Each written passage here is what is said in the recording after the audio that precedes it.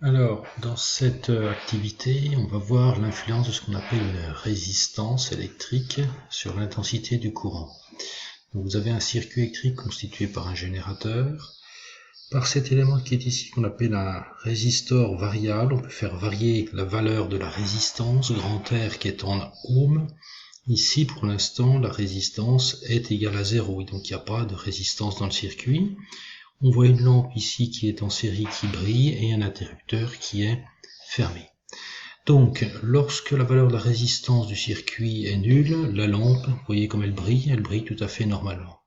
Je vais augmenter un tout petit peu la valeur de la résistance électrique du circuit, donc ici 39 ohms, et on voit tout de suite l'influence sur la lampe, elle brille moins fortement.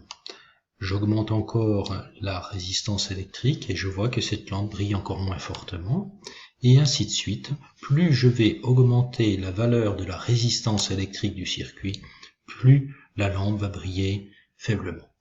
Comment expliquer ceci? Par une seconde petite animation.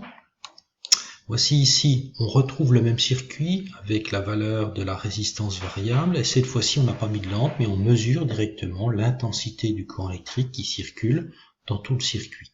Donc ici, on est sur 200 mA.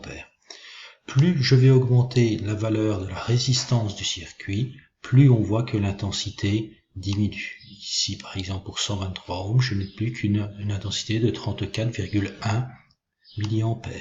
Et ainsi de suite, de telle manière à obtenir une intensité de plus en plus faible.